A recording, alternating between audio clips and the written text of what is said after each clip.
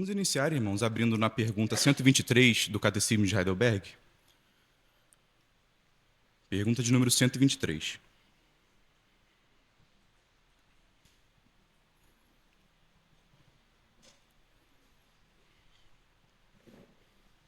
Hoje nós vamos dar continuidade ao nosso estudo da oração do Pai Nosso a partir das lições que nos são fornecidas pelo nosso catecismo. Vamos ler essa pergunta todos juntos? Pergunta 123. Domingo 48, pergunta 123. Qual é a segunda petição? Todos juntos? Venha o teu reino. Quer dizer, governa-nos por tua palavra e por teu Espírito, de tal maneira que cada vez mais nos submetamos a ti. Conserve e aumenta a tua igreja, destrói as obras do diabo e todo o poder que se levanta contra ti, e todos os planos que são inventados contra a tua santa palavra.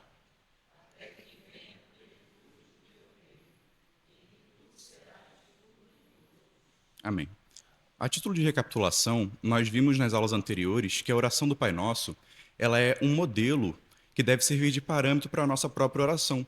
Ela fornece a estrutura que deve ditar a nossa forma de orar. Então, ela começa com uma invocação, seguida de 6 petições e termina com uma conclusão. Esse é o modelo que Jesus nos fornece para nós orarmos. Na aula passada, o Patrick tratou da primeira petição relativa a Deus. As 3 primeiras petições da oração do Pai Nosso são petições relativas a Deus. E Patrick tratou da primeira delas, que é santificado seja o teu nome. Hoje nós vamos estudar a segunda dessas petições relativas a Deus, que é venha o teu reino.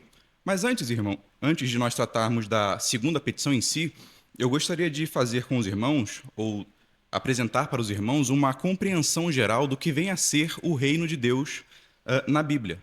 Eu gostaria de dar algumas observações gerais, colocar algumas ideias bem firmadas para que nós possamos compreender o que de fato Jesus está dizendo nessa segunda petição, venha o teu reino. Pois bem, a primeira coisa que nós temos que saber é que no Novo Testamento, as expressões reino de Deus e reino dos céus, elas são sinônimas, ou seja, elas se referem à mesma coisa. É verdade que Mateus tem uma preferência pela utilização de reino dos céus, ao passo que Lucas e Marcos prefiram utilizar reino de Deus. Porém, ambos querem dizer a mesma coisa. Vamos ler alguns versículos que mostram essa realidade? Eu vou pedir para que os irmãos leiam, que nós leremos muitos versículos hoje. O primeiro deles é Mateus 4, versículo 17, e o outro é Marcos, capítulo 1, versículo 15.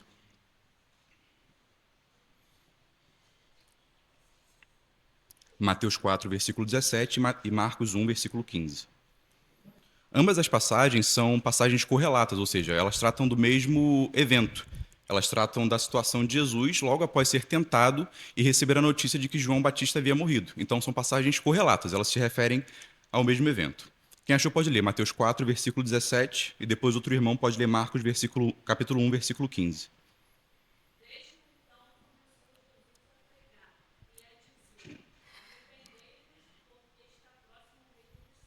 Obrigado. Marcos 1, 15.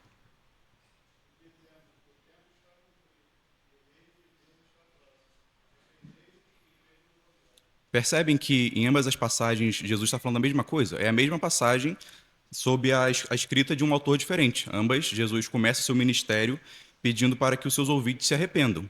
Mateus utiliza a expressão reino dos céus, enquanto Marcos utiliza a expressão reino de Deus. Vamos ler mais 2 versículos? Mateus 19, versículo 23 e Marcos 10, versículo 23. E esses 2 versículos, assim como os anteriores, tratam da mesma situação, apenas sobre a ótica de autores diferentes. Mateus 19, 23 e Marcos 10, 23.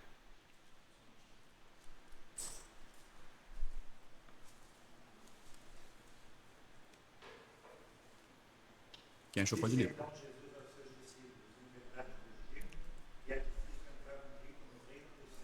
Obrigado. Percebam, o reino dos céus, Mateus utiliza. O irmão que achou Marcos 10, 23 pode ler agora, por favor. Olhando em redor, disse a seus discípulos: quão dificilmente entrarão no reino de Deus os que têm riquezas.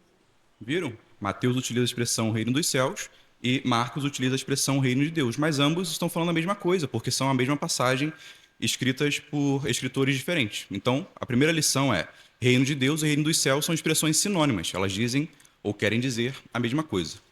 A nossa segunda observação em relação ao reino é que o reino não é primariamente um lugar, mas sim uma dinâmica.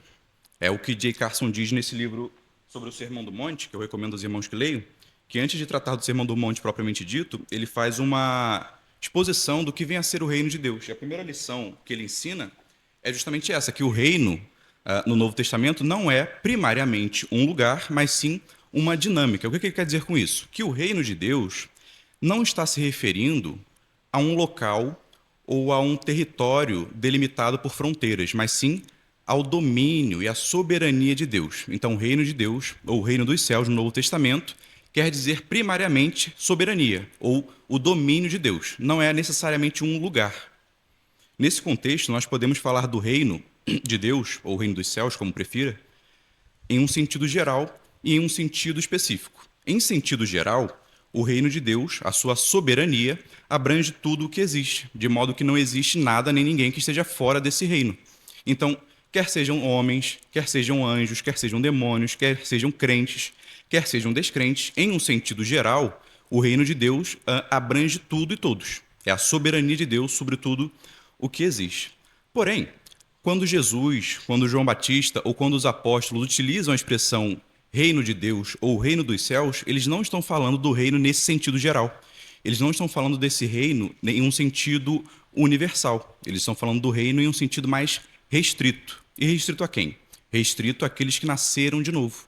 Então, sempre que nós lermos, na maioria das vezes, reino de Deus ou reino dos céus no Novo Testamento, ele não se refere ao reino absoluto de Deus, o reino universal, que é aquele reino que abrange todos os que existem, mas o reino que abarca apenas aqueles que nasceram de novo. Vamos ler João capítulo 3, dos versículos 3 a 5. A lógica, nessa perspectiva, é a mesma daquela quando nós falamos filhos de Deus. Nós já aprendemos aqui em aulas anteriores que nós podemos falar de filhos de Deus em sentido geral e em um sentido específico. Vocês lembram qual é a diferença? Alguém sabe me dizer? Qual é a diferença entre filhos de Deus em um sentido mais abrangente e filhos de Deus num sentido mais restrito?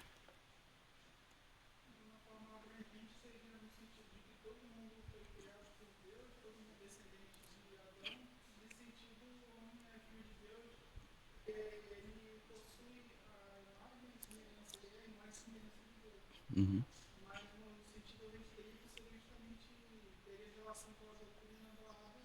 Sim.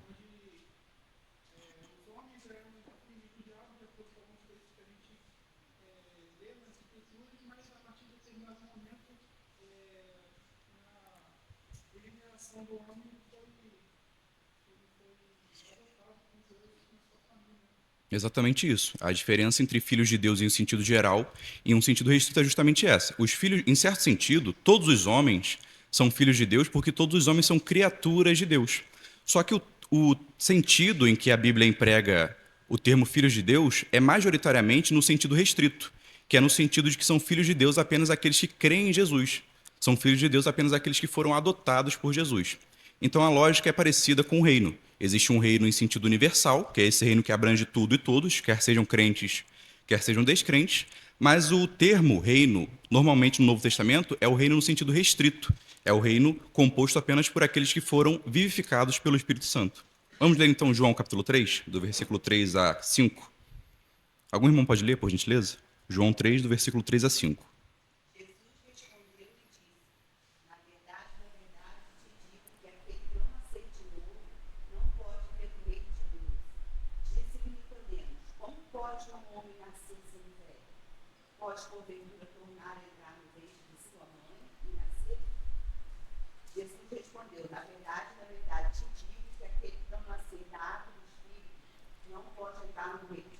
Obrigado. Então percebam que Jesus ele estabelece uma condição para entrar e ver o reino de Deus.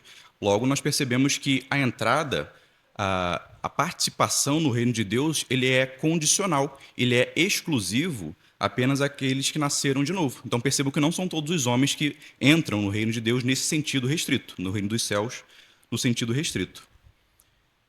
Alguém quer falar alguma coisa? Percebam, irmãos, que o ensino de Jesus nessa passagem parece tratar o reino de Deus como se realmente fosse um local. porque afinal você só pode ver e entrar em um local. Porém, essa não é a interpretação que faz justiça ao texto. Não é exatamente isso que Jesus quer dizer quando ele fala em ver e entrar no reino dos céus. Na realidade, essas expressões ver o reino de Deus ou entrar no reino de Deus significam basicamente experimentar a vida eterna, tanto agora no presente quanto no futuro, e também participar de uma era vindoura em que Deus será o rei sobre um povo santo que abarcará o mundo inteiro. Então, ver e entrar não tem o sentido de entrar em um lugar ou ver um lugar, mas sim experimentar a vida e participar da era vindoura em que Deus será rei na terra como é no céu. Essa interpretação ela é corroborada pelo próprio Jesus em Marcos, quando ele diz o seguinte, Marcos 9, 45 e 47. Vou ler o 47 primeiro. E se o teu olho te escandalizar, lança-o fora. Melhor é para ti entrares no reino de Deus com um olho só, do que tendo dois seres lançado no fogo do inferno. Percebam? Entrar no reino de Deus. Agora vejam o que Jesus diz no versículo 45.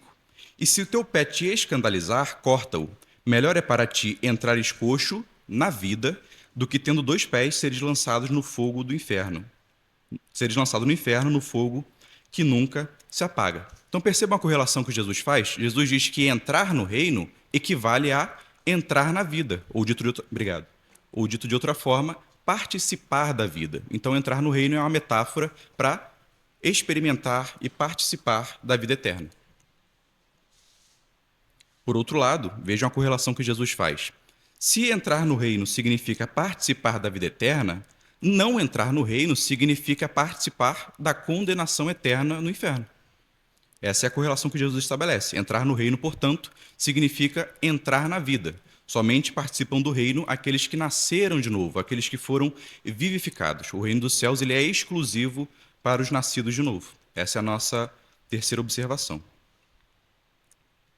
Alguém quer falar alguma coisa?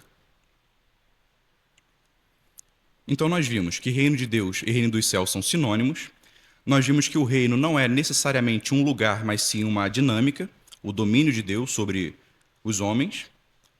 Nós vimos também que esse reino é exclusivo, ou seja, somente compõem esse reino aqueles que nasceram de novo.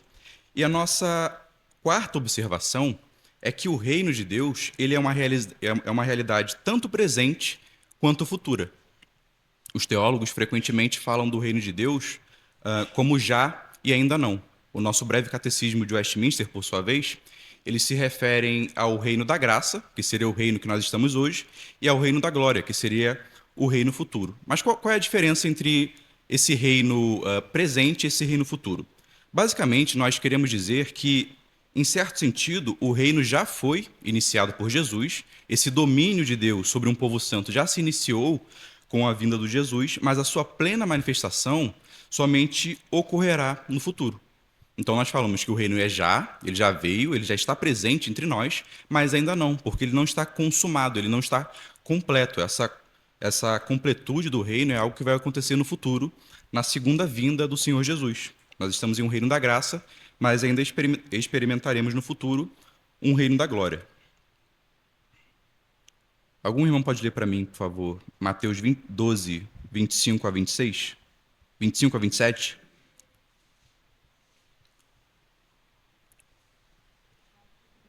Doze, 25 a 28, melhor. Nós vamos ler alguns versículos que mostram que o reino já chegou com Jesus e que ele é uma realidade presente hoje. E depois nós veremos alguns versículos que mostram que o reino, embora tenha chegado, ele ainda vai se completar no futuro. Seus pensamentos, disse: todo reino dividido contra si mesmo é devastado, e toda cidade ou casa dividida contra si mesma não subsistirá. E se Satanás expulsa Satanás, está dividido contra si mesmo. Como subsistirá, pois, o seu reino?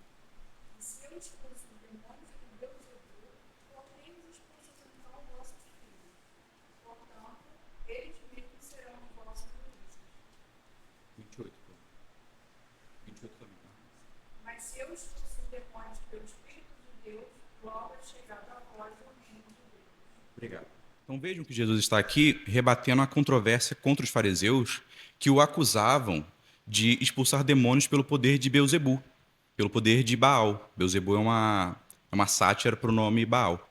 E Jesus diz: olha, se Satanás expulsa Satanás, então isso significa que o reino dele está dividido. Eles estão lutando entre si. Mas veja, se eu expulso os demônios pelo Espírito de Deus, vocês dizem que é por Beuzebu. Mas se eu expulso pelo Espírito de Deus, e nós sabemos que de fato Jesus expulsava pelo Espírito de Deus, então isso significa que o reino de Deus havia chegado. A expulsão de demônios da parte de Jesus, até mesmo as suas curas e milagres, eram sinais de que o reino de Deus havia chegado. De que Deus agora está reivindicando esse mundo. De que Deus agora está tomando para si homens, libertando esses homens de demônios, libertando esses homens do poder da morte, libertando esses homens do poder das doenças, porque agora Deus está estabelecendo o seu reino através do seu Filho e, consequentemente, através da sua igreja. Romanos 14, 15 a 17, por favor.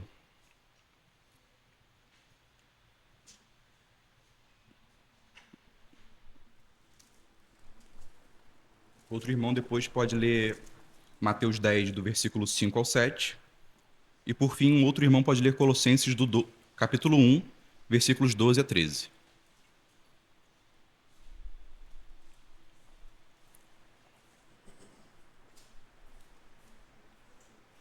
Quem achou pode ler. Romanos 14, do 15 ao 17.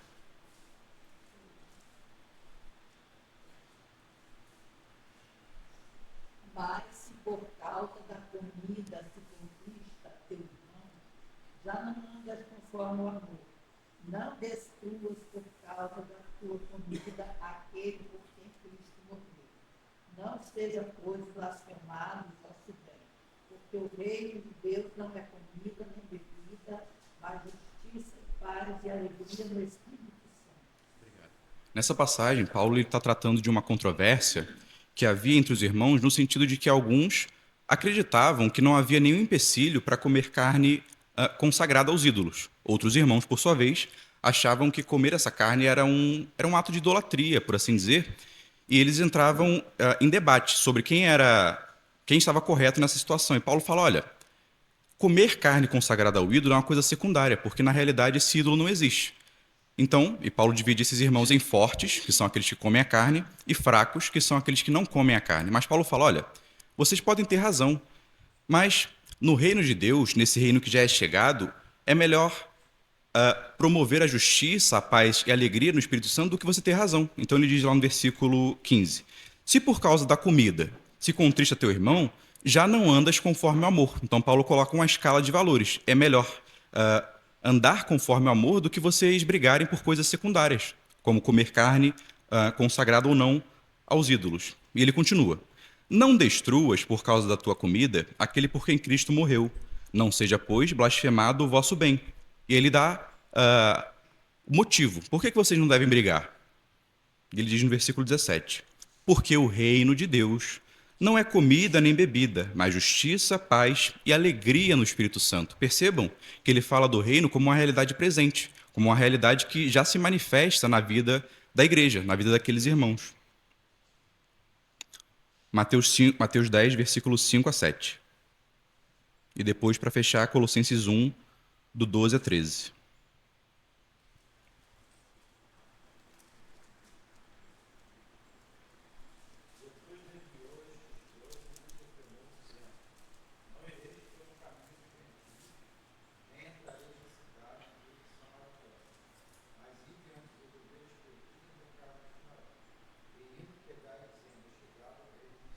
Obrigado. Mais uma vez, Jesus mostrando que o reino é uma realidade presente. Por último, Colossenses capítulo 1, versículos 12 a 13.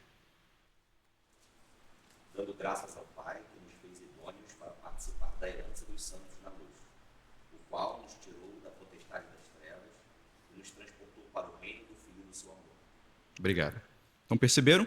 Todos esses versículos nos mostram que esse reino já se expressou, que ele já está presente entre nós, que ele é uma realidade manifesta, sobretudo na obediência e na vida da igreja. Esse reino já chegou, ele já chegou com a vinda do Senhor Jesus. Jesus manda os discípulos afirmarem, pregarem que o reino de Deus havia chegado. O apóstolo Paulo afirma que o reino não é comida nem bebida, mas amor, mas paz, justiça, paz e alegria no Espírito Santo. Em Colossenses, Paulo fala que Cristo nos tirou do reino das trevas e nos transportou para o reino do Filho do seu amor. Porém, irmãos, embora esse reino já tenha se manifestado, embora ele esteja presente entre nós hoje, ele somente será consumado no futuro, quando Cristo retornar. Notem, nesse sentido, que o reino futuro, ele se expressa na própria oração do Pai Nosso, na segunda petição que nós estamos falando. Venha o teu reino. Percebam a correlação? Alguns versículos, temos Jesus, temos Paulo falando que o reino já é chegado, o reino de Deus é chegado, e na segunda petição da oração do Pai Nosso, Jesus nos ensina a orar para que o reino venha. É justamente esse reino consumado, esse reino definitivo que abarcará todo o mundo por meio do povo de Deus. J. Carson, falando sobre a segunda petição, ele diz o seguinte: a segunda petição refere-se ao reino salvífico de Deus, que, como vimos, em um aspecto já está presente, mas em outro ainda aguarda sua plena consumação no futuro. Orar venha o teu reino é orar para que o reino salvífico de Deus se expanda mesmo agora, e mais ainda, que Deus traga o seu reino consumado. O reino de Deus virá em sua plenitude, porque será inaugurado pela volta de Jesus. Perceberam, então, que o reino consumado está condicionado ao retorno de Cristo. Nós esperamos essa segunda volta de Cristo, em que o seu reino será estabelecido definitivamente. O seu reino será consumado. Vou ler alguns versículos que mostram essa expectativa de um reino futuro. Alguns escritores do Novo Testamento chamam o reino consumado de novos céus e nova terra. Vejam o que Pedro diz em sua segunda carta. 2 Pedro 3, versículo 12. Aguardando e apressando-vos para a vinda do dia de Deus, em que os céus em fogo se desfarão e os elementos ardentes se fundirão? Uma pergunta. Mas nós, segundo a sua promessa, aguardamos novos céus e nova terra em que habita a justiça. Lucas 22, versículo 15. 18.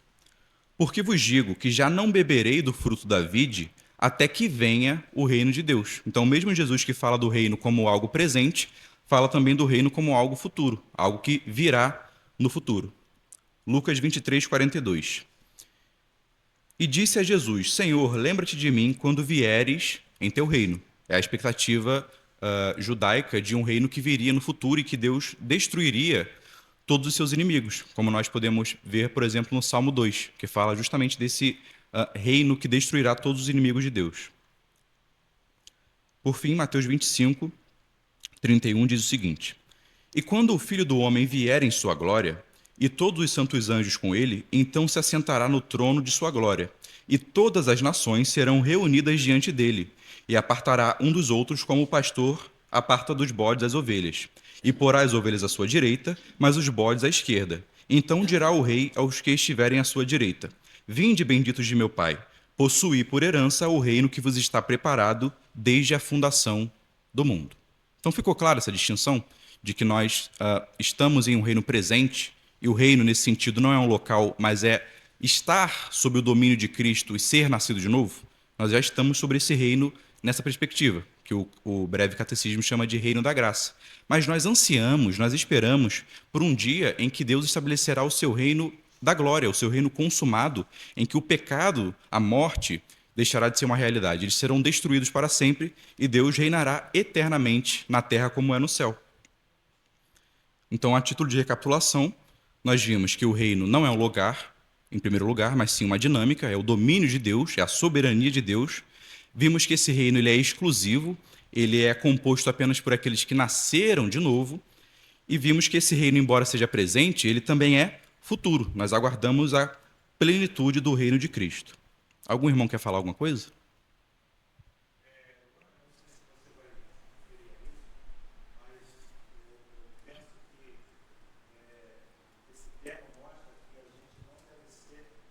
Pessimista com relação aos futuros eventos mesmo, não sei se você vai chegar nesse ponto. Vou. É interessante. Pode falar. Se eu fechar na introdução, a nossa cabeça ocidental, né, e nos nossos dias, a gente faz essa distinção de presente, passado e futuro, mas a gente tem que lembrar que na mentalidade judaica, de maneira geral, eles pensavam mais no sentido de algo acabado e algo inacabado, mais do que algo que iria acontecer no futuro. Então, para ele não tem essa dicotomia, né, essa contradição não existe para eles. Quando eles falam que o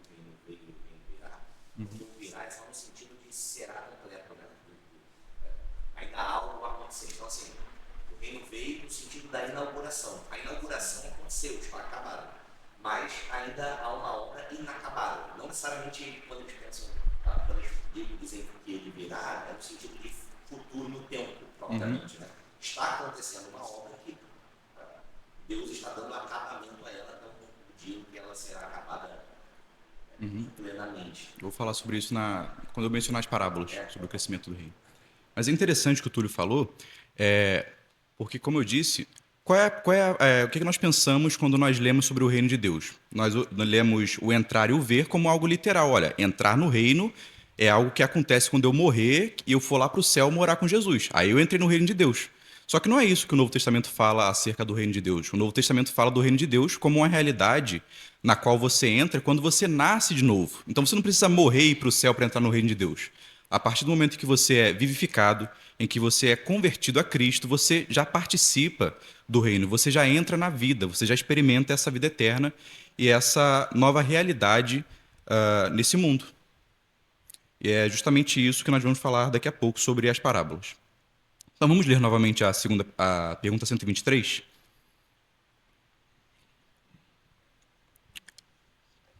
Eu vou ler.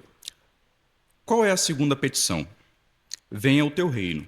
Quer dizer, governa-nos por tua palavra e por teu espírito de tal maneira que cada vez mais nos submetamos a ti. Só até aqui por enquanto. Percebem que a resposta atrela o conceito de reino justamente àquela ideia de governo e de domínio? Percebam que não fala necessariamente de um local, mas sim da soberania de Deus sobre nós, aqueles que nasceram de novo. Percebam também que nessa primeira parte da resposta, ela tem um foco mais individual, mais interior em relação a nós do que um foco mais geral. O restante da resposta fala sobre realidades mais gerais, como a conservação da igreja, como a destruição das obras do diabo. Então, o que significa nós orarmos venha o teu reino? A resposta diz, quer dizer, governa-nos por tua palavra e por teu espírito. Dessa maneira, irmãos, quando nós oramos para que o reino venha, nós estamos pedindo para Deus expandir o seu governo não só pelo mundo, mas também na nossa própria vida. Quando nós oramos para que o reino venha, nós estamos orando para que o Senhor destrua as obras do diabo, evidentemente, mas também para que ele destrua tudo aquilo em nós que nos separa dele, tudo aquilo em nós que nos afasta dele. Nós estamos orando para que ele estenda o seu domínio sobre o nosso próprio coração. É pedir que ele reine cada vez mais em nossos corações, é pedir que ele transforme as nossas vontades, é pedir que ele nos conforme mais e mais à imagem de Jesus. Então vejam que o venha o teu reino tem um aspecto interior, tem um aspecto também em relação ao nosso próprio coração. E essa segunda petição, ela está intimamente relacionada à primeira e à terceira. Quando nós oramos para que o reino venha, nós estamos pedindo para o Senhor dominar o nosso ser, a fim de que santifiquemos o seu nome, primeira petição, e a fim de que nós façamos cada vez mais a sua vontade, assim na terra como no céu, que é a terceira petição. E a partir dessa compreensão, você pode fazer algumas perguntas a si mesmo. O quanto eu tenho ansiado pelo governo de Deus em meu coração? Essa é uma pergunta. Quem domina os meus pensamentos e as minhas atitudes? É Deus, por meio da sua palavra, do seu espírito, ou é o ódio, o egoísmo, a amargura, a inveja, a autocomiseração, a vaidade? Se qualquer desses sentimentos, se qualquer desses sentimentos pecaminosos nos dominam, Jesus nos convida, por meio da oração do Pai Nosso, por meio do pedir que o reino venha, ele nos convida a pedir por libertação. Ele nos convida a orar para que o Pai, tal qual um rei vitorioso, destrua as nossas tropas e conquiste todo o nosso ser. George Matheson escreveu um hino no século XIX que diz o seguinte, e expressa bem esse primeiro sentido do venha o teu reino. Faze-me um cativo, Senhor, e então serei liberto. Faça-me entregar a minha espada, e serei vencedor. Eu afundo nos temores da vida, quando sozinho eu me ponho. Aprisiona-me em teus braços, e forte será a minha mão. Então, orar para que o reino venha consiste em orar para que o Senhor exerça esse domínio, exerça essa soberania na nossa vida. Antes de nós orarmos para que Deus conquiste o mundo, precisamos orar para que Ele nos conquiste por inteiro, para que Ele nos domine por inteiro. A segunda parte dessa resposta, os irmãos acompanhem comigo, por favor, diz que orar para que o reino venha é pedir que Ele conserve e aumente a sua igreja. O apóstolo Pedro, em 1 Pedro capítulo 2:9, ele diz que os crentes são uma geração eleita, um sacerdócio real, uma nação santa e um povo adquirido. O que Pedro está nos mostrando com isso? Ele nos mostra que a igreja de Cristo é a expressão máxima do reino de Deus nesse mundo. Ela é os crentes dessa igreja, eles são verdadeiros súditos de Jesus, eles são verdadeiros embaixadores de Cristo, eles são representantes do rei nessa terra. A igreja é uma grande embaixada do reino de Deus nessa terra.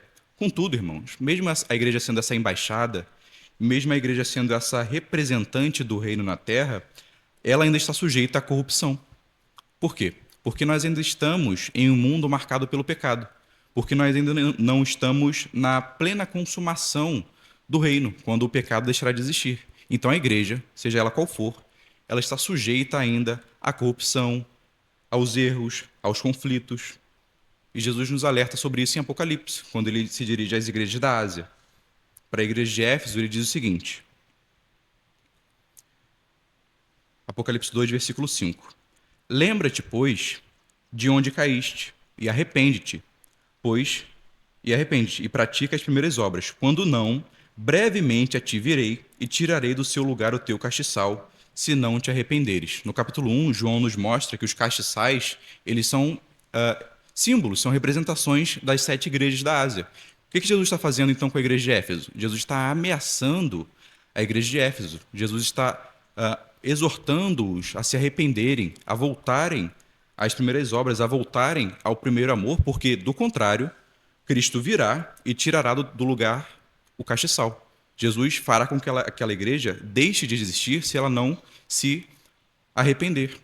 E a igreja, seja ela qual for, ao longo da história, ela sempre está sujeita a essa corrupção, ela sempre está sujeita a essa degeneração. Não importa se a igreja é reformada, não importa se a igreja é confessional, não importa se a igreja é batista, se a igreja é assembleiana, a igreja sempre está sujeita à queda e à corrupção, porque o pecado ainda é uma realidade entre nós. O Gerhardus Voss, ele diz algo bastante interessante. Na pergunta 191, ele comenta o seguinte, do Catecismo Maior de Westminster: por que a igreja precisa ser purificada da corrupção? É claro que a igreja não deveria precisar ser purificada da corrupção, mas o fato é que ela sempre tem de ser purificada da corrupção. Isso não é só um caso esporádico, é sempre o caso. Há tendências retrógradas permanentemente em ação que causam a corrupção da doutrina, do culto, do governo e da disciplina da igreja. Tendências retrógradas que jamais deixam de atuar e é preciso vigilantemente resguardar-se delas e combatê-las. A reforma da igreja não deve ser considerada como um ato único e permanente. Deve ser um processo contínuo. Devemos orar e trabalhar por isso. Quanto a isso, as cartas às 7 igrejas, em Apocalipse 2 e 3, são muito instrutivas. E essa frase é bastante interessante no final. Nada é mais perigoso do que a confortável credulidade, ou seja, a crença ingênua, de que a nossa denominação está segura e firme contra as investiduras da corrupção. Vou ler mais uma vez. Nada é mais perigoso do que a confortável credulidade de que a nossa denominação está segura e firme contra as investidas da corrupção. Então, Gerhardus Voss está fazendo um alerta à igreja cristã de que nós devemos orar e lutar pela conservação da igreja, lutar para que ela não venha a se corromper e venha a ser retirada do seu lugar, assim como Jesus fez com as igrejas da Ásia. Aquelas igrejas deixaram de existir porque elas não se arrependeram de seus pecados. Então, como é que nós oramos pela conservação da igreja? Em primeiro lugar, quando nós oramos pelos nossos irmãos, quando nós fortalecemos os nossos irmãos, quando nós exortamos o nosso irmão que está em algum tipo de pecado. E como nós devemos orar pelos irmãos? Será que a gente ora só assim, olha, Jesus, ora, livra fulano do mal, e é isso aí? Não é esse tipo de oração que o Novo Testamento nos impele a fazer. Vamos ler o que o apóstolo Paulo fala? Em Efésios 3, versículos 13 a 19.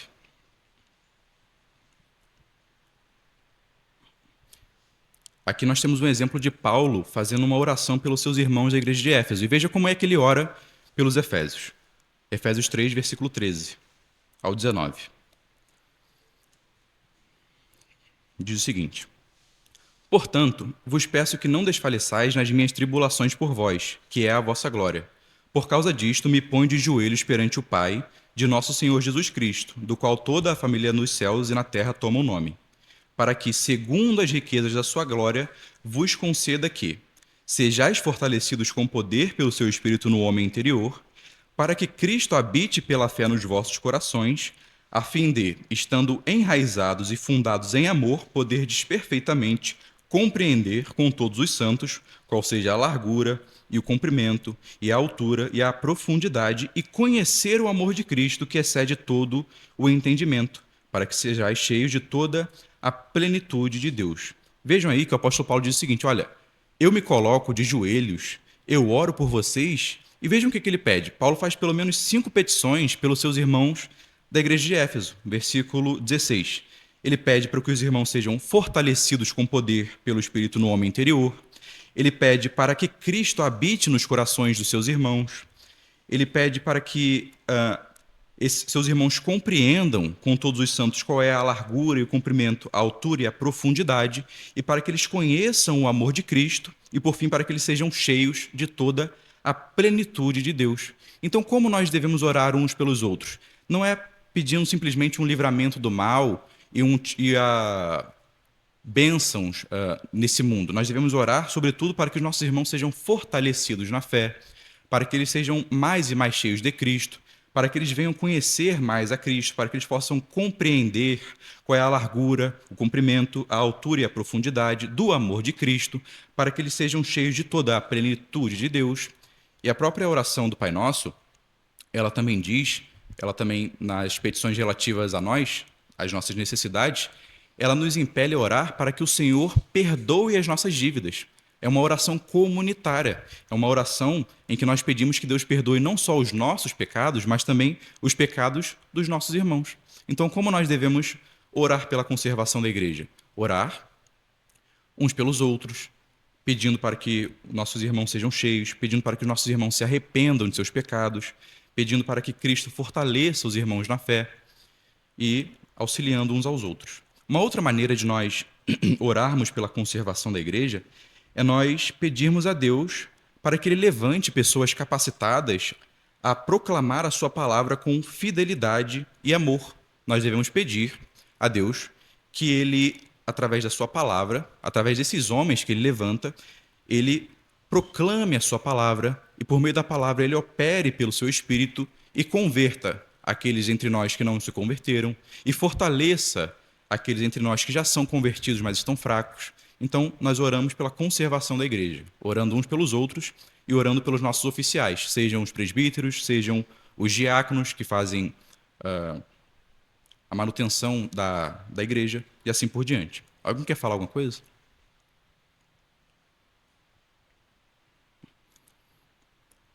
Na continuidade da petição, nós pedimos não só que que o Pai conserve a sua igreja, mas também que Ele aumente a sua igreja. A igreja, ela não foi instituída por Cristo para ser uma comunidade acuada.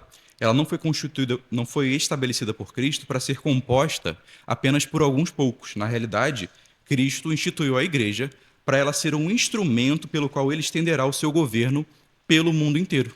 É como o Túlio disse, a visão do Novo Testamento ela é completamente contrária àquela visão pessimista de que a igreja ela ficará acuada e composta apenas por alguns poucos. Na realidade, o que o Novo Testamento nos mostra é que o reino, por meio da igreja, ele vai crescer, ele vai se expandir. E Jesus nos mostra isso por meio de 2 parábolas. Algum irmão pode ler Mateus, capítulo 13, dos versículos 31 a 33? Jesus, nessa passagem, ele traz as parábolas do grão de mostarda e a parábola do fermento. Por meio dessa parábola, ele nos mostra justamente isso, que o reino ele não vai regredir, ele vai se expandir, ele vai dominar o mundo inteiro. Mateus 13, versículos 31 a 33. Outra parábola lhes propôs, dizendo: o reino dos céus é semelhante ao grão de mostarda, que o homem pegando nele semeou no seu campo, o qual é realmente a menor de todas as sementes.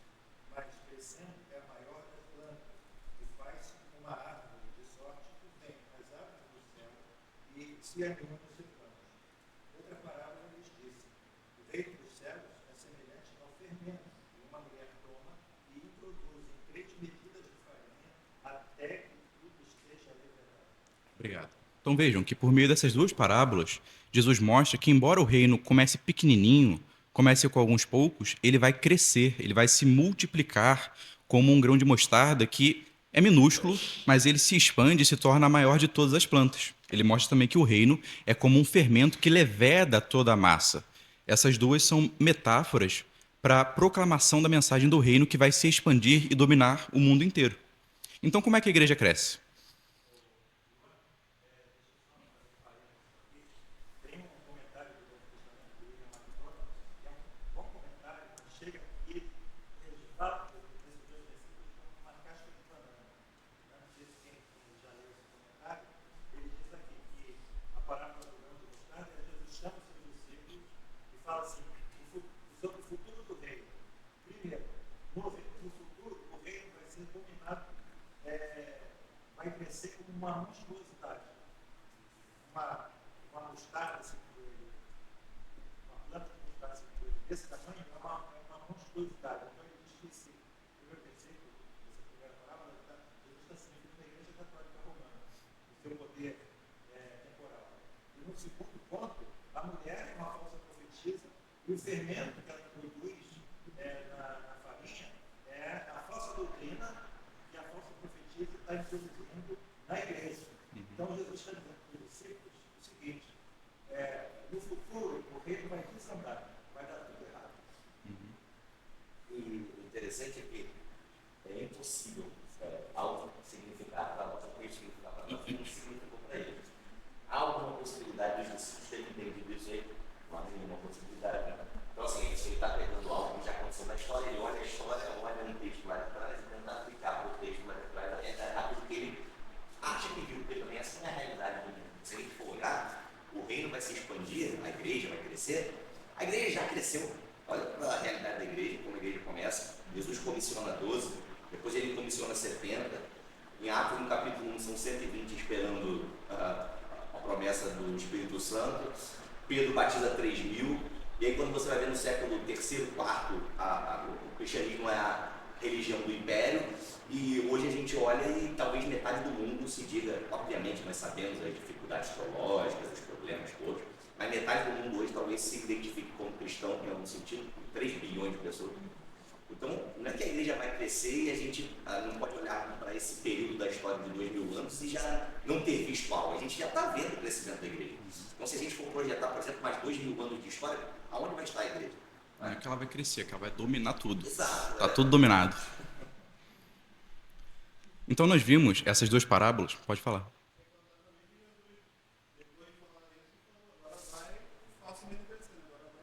Uhum.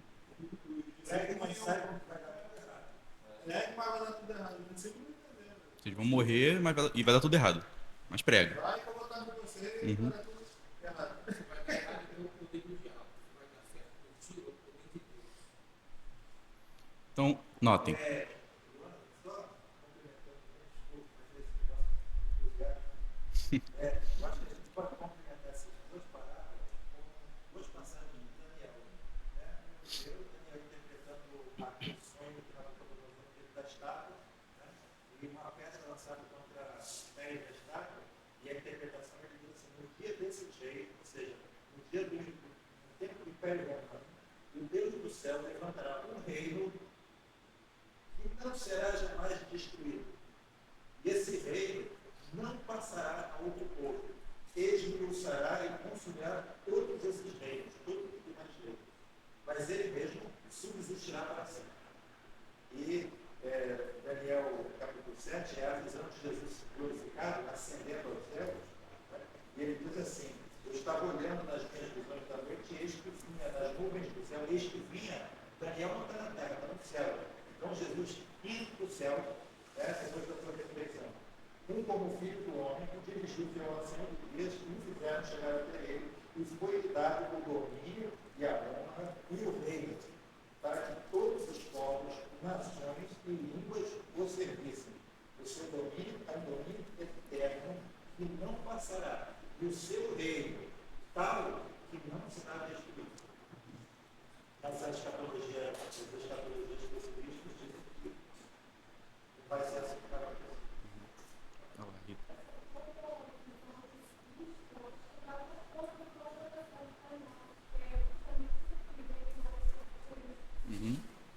contra a oração do Pai Nosso e o Novo Testamento de modo geral. As parábolas são completamente contrárias a essa visão pessimista. Não fala de regressão, mas de crescimento.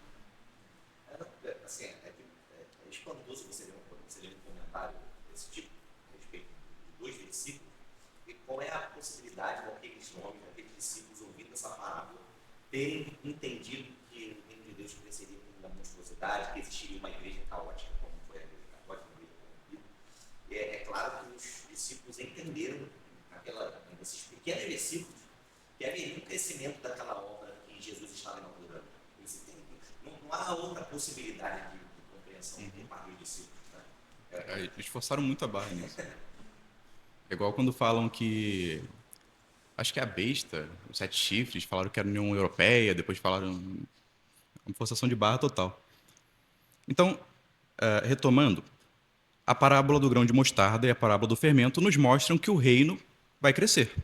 E agora, como o reino vai crescer? Como ele vai se expandir? Pela proclamação da mensagem do reino, pela proclamação do evangelho. E é justamente isso que a parábola do semeador vai nos mostrar.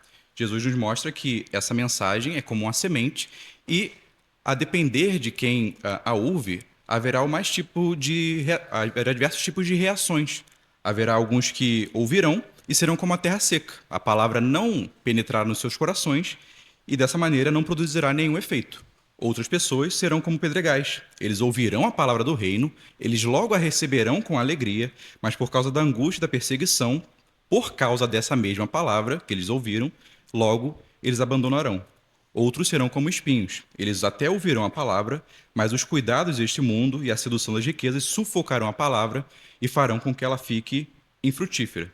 E outros, por fim, ouvirão a palavra, serão como a boa terra, eles ouvirão a palavra, compreenderão a palavra e darão muito fruto, uns a 100, outros a 60 e outro a 30. Jesus nos mostra duas coisas nessa parábola do semeador. A primeira é que as reações à sua mensagem, elas serão das mais diversas. Haverá pessoas que serão hostis, haverá pessoas que serão simpáticas à mensagem do reino, mas não se converterão, não produzirão nenhum fruto, e haverá aqueles que ouvirão e produzirão muito fruto. Esses nascerão de novo. Então vejam, irmãos, que essa parábola, ela nos ensina, ela desfaz, melhor dizendo, a nossa compreensão ingênua no sentido de que a palavra do reino é neutra e não produzirá qualquer tipo de reação. Ela sempre vai produzir algum tipo de reação. Alguns reagirão de forma boa, alguns ouvirão e se converterão, mas outros agirão com perseguição e hostilidade. Aqueles que são como pedregais, eles ouvem a palavra, eles a recebem com alegria, mas vindo a angústia e a perseguição por causa dessa mesma palavra, eles abandonam. Então a mensagem do reino, ela não é neutra, ela é uma mensagem que provoca os homens, que aponta os pecados dos homens. Mas mesmo assim, ela tem que ser pregada pela igreja, porque é pela pregação do evangelho que Cristo expande o seu reino nesse mundo. O apóstolo Pedro, naquela passagem que eu falei, ele diz o seguinte: mas vós sois geração eleita, o sacerdócio real, a nação santa, o povo adquirido. Alguém sabe o que ele diz na continuidade do versículo?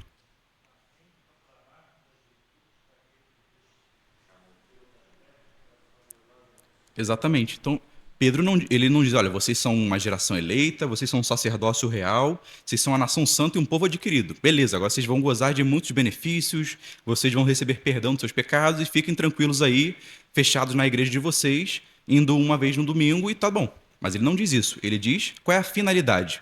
Por que Jesus nos tornou, nos elegeu, por que nós somos um sacerdócio real?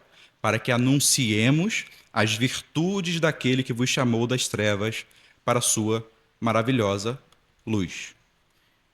Uma igreja, portanto, um crente ou uma igreja que não tem compromisso em anunciar as boas novas do reino é um crente que tem vergonha do evangelho.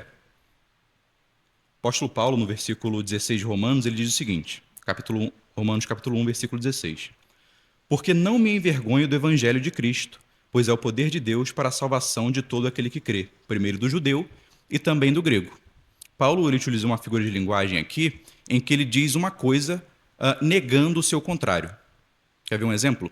Eu digo, fulana é velha. Como é que eu digo isso de uma forma mais leve e negando o contrário? Como é que eu digo que fulana é velha sem dizer isso? Fulana, qual é o contrário de velha? É nova, não é? E como é que eu nego isso? Fulana não é nova. Percebam que eu dizer fulana não é nova é a mesma coisa que eu dizer que fulana é velha. Então Paulo, ele utiliza uma figura de linguagem chamada litote, em que ele afirma uma coisa negando o seu contrário, porque não me envergonho do evangelho. No contexto de Romanos, o contrário de vergonha aqui não é extroversão, não é esse o sentido que Paulo quer dar. O contrário de vergonha aqui é orgulho, confiança. Se nós fôssemos dizer na forma positiva, basicamente Paulo está dizendo o seguinte: eu me orgulho do Evangelho, eu confio plenamente no Evangelho. É isso que ele está dizendo, com outras palavras aqui. E por que, que ele se orgulha, por que, que ele confia no Evangelho? Porque ele sabe que é o poder de Deus para a salvação de todo aquele que crê, primeiro do judeu e também do grego. Só que reparem que no versículo 15 ele diz algo interessante. E é assim, quanto está em mim, estou pronto para também vos anunciar o Evangelho a vós que estáis em Roma. Por que não me envergonho do Evangelho? O que Paulo está dizendo? Eu me orgulho do Evangelho. Eu tenho confiança no Evangelho. E porque eu me orgulho e porque eu confio nessa mensagem do Evangelho, ele me impele a falar desse Evangelho. Eu sou impelido, eu sou direcionado a proclamar essa mensagem do Evangelho a vós que estáis em Roma. Então, não ter vergonha do Evangelho não é dizer, eu sou crente, legal, não tenho vergonha de dizer que sou crente. O contrário de não ter vergonha do Evangelho é proclamar o Evangelho, é confiar no Evangelho, é ter orgulho do Evangelho ao ponto de você querer proclamá-lo. Você já viu quando uma pessoa ela é atendida por um bom profissional, um médico, um bom mecânico, e aquela pessoa indica esse médico, esse mecânico para todo mundo. Olha, fulano é bom, fulano é um ótimo mecânico, fulano é um ótimo médico. Por quê? Porque você tem confiança naquela pessoa, você tem orgulho daquela pessoa e você é impelido a indicar aquela pessoa. O que eu quero dizer com isso? Que a mensagem do Evangelho, se nós realmente confiamos no Evangelho, se realmente nos orgulhamos do Evangelho, necessariamente nós ansiaremos por proclamar esse Evangelho.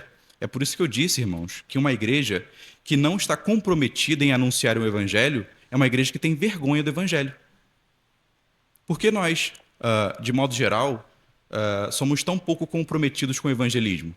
Eu penso que talvez seja porque nós não confiamos no Evangelho como nós achamos. Talvez nós não tenhamos o orgulho que Paulo tinha do Evangelho. Talvez nós saibamos que somos salvos por essa mensagem, mas nós não achamos que ela é tão eficaz assim. Mas Paulo nos mostra que nós devemos ter orgulho do Evangelho e esse orgulho deve nos impelir a proclamar esse Evangelho. É por meio da proclamação desse Evangelho, é por meio da proclamação dessa mensagem do reino que o reino se expande. Cristo quer nos utilizar, quer nos usar para proclamar as suas virtudes nesse mundo e expandir o seu reino na terra como é no céu. É isso que significa orar, venha o teu reino. Algum irmão quer falar alguma coisa?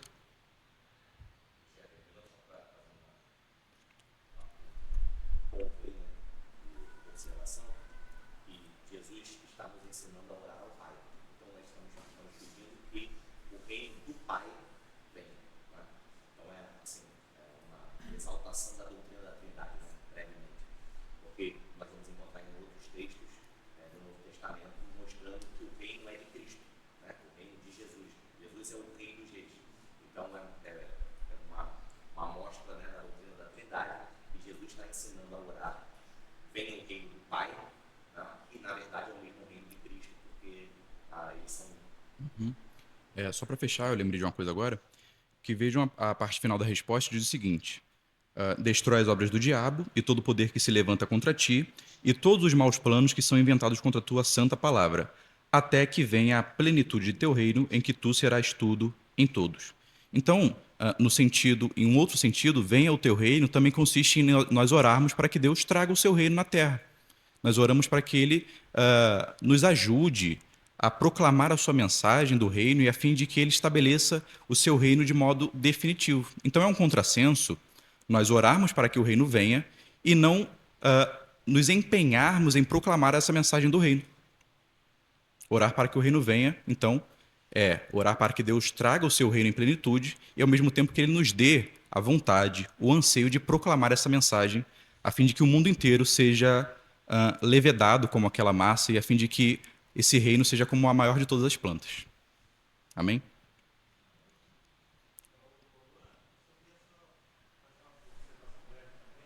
Tem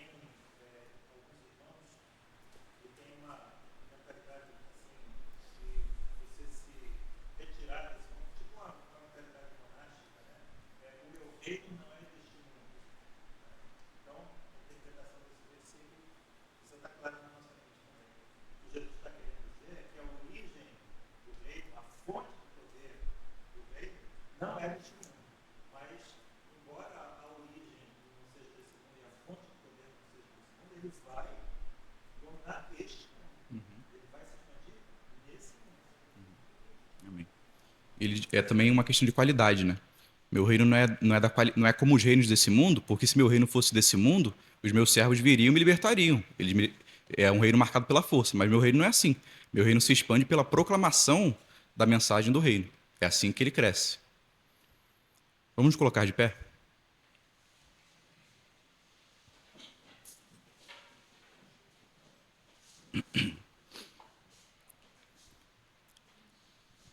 Senhor Deus, nós nos dirigimos a Ti, Senhor, novamente, e te pedimos, Senhor, para que Tu tragas o Seu reino, Senhor, nesse mundo, e que nós sejamos agentes, Senhor, empenhados em proclamar essa mensagem do reino. Nós, Senhor, que nos dizemos cristãos, que nos dizemos súditos de Ti, Senhor, nós somos tão negligentes na proclamação dessa mensagem, e talvez, Senhor, isso seja porque nós não confiamos, Senhor, talvez porque nós tenhamos vergonha do Evangelho. Nós não queremos ter vergonha, Senhor, nós queremos nos orgulhar. E assim como um pai fala das conquistas de seu filho, Senhor, nós queremos falar da Tua mensagem, Senhor, porque nos orgulhamos dela, porque sabemos que ela é o poder de Deus para a salvação de todo aquele que crê, Senhor. Te pedimos também que Tu estendas o Teu domínio, que Tu estendas o Teu reino no nosso coração, na nossa vida, Senhor, que Tu deponhas o tirano chamado eu e coloques a Ti mesmo, Senhor. Que o Senhor domine todo o nosso ser, que o Senhor dirija os nossos pensamentos, as nossas palavras e as nossas ações, que não sejamos, Senhor, donos de nós mesmos, Senhor, mas que sejamos servos, que sejamos súditos, que sejamos escravos de Cristo, Senhor, e que nos orgulhemos disso, que nos orgulhemos de tudo, Senhor, que Tu nos deste e que Tu nos ensinou, Senhor.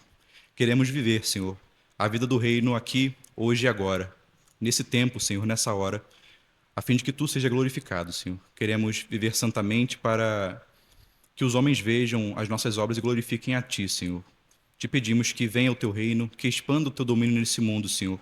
Que deponha, Senhor, os maus, que destrua as obras do diabo, Senhor. Que todo intento contra a Tua palavra e contra a Tua igreja seja destruído, Senhor. Que nós, enquanto irmãos, enquanto igreja, enquanto embaixadores do Rei, sejamos unidos, Senhor. Que nos amemos uns aos outros, Senhor, e glorifiquemos a Ti.